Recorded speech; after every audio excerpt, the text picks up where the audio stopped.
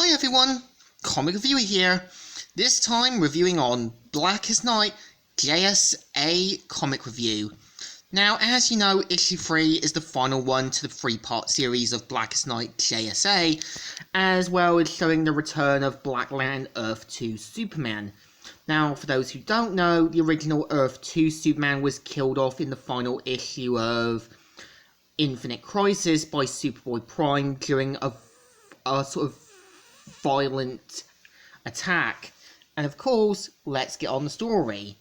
It starts off with the Black Lantern ring getting all the info on the original Earth 2 Superman, as well as his starting days and becoming a hero in the Earth 2 version of Metropolis, even eventually forming the Justice Society with other heroes, and even basically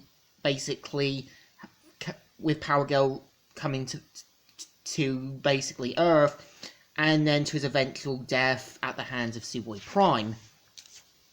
Of course, we see back at Star Labs, Black Lantern Superman saying, "It's never going to end."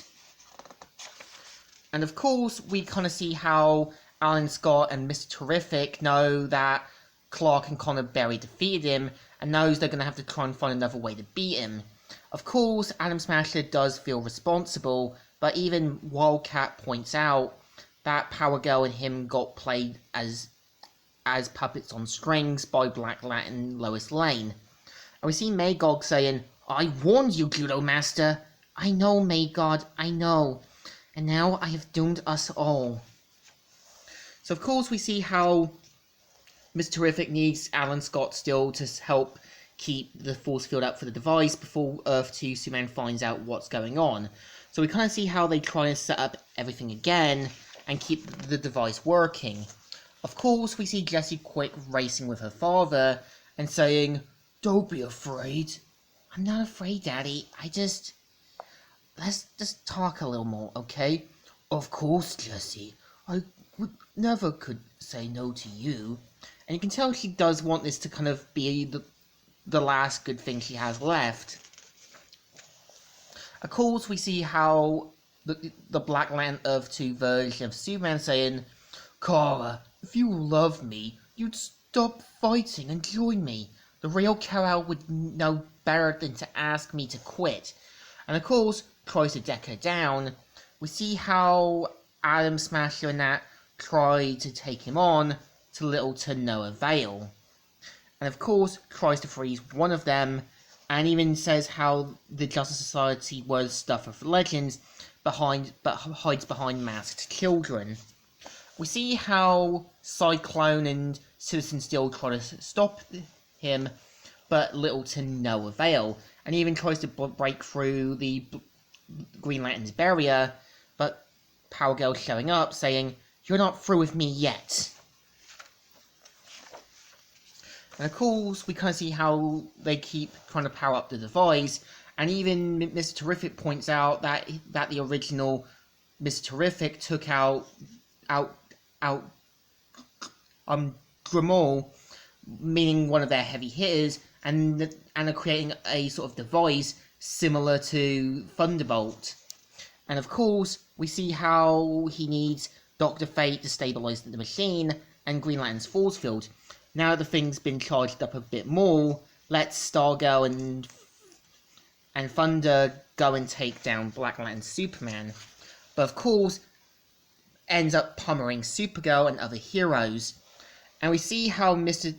Terrific tries to keep the device stabilized, and even Black Lantern Superman saying, "Mr. Terrific is up to no good. This looks like a job for Superman." And of course, eventually, after breaking through the defenses, Power Girl mainly holds down the Black Lantern Earth 2 version of Superman, and we see how Jessie Quick's still racing around and wants to make this last thing work.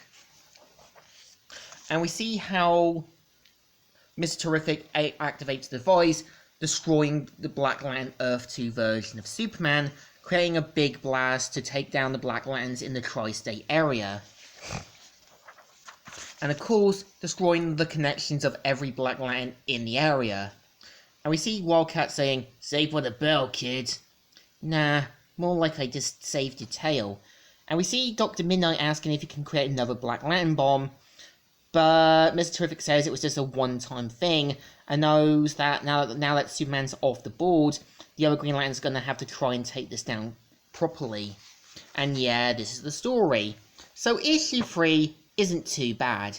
I think you can kind of tell that deep down Power Girl knows whatever was left of Superman was now gone, and what was there was just a Black Lantern version using a body. So I think this issue still deserves a thumbs up. And the series, not too bad. I think it's interesting to see Black Lantern versions of the old generation battle the newer generation. So I think it definitely deserves a thumbs up.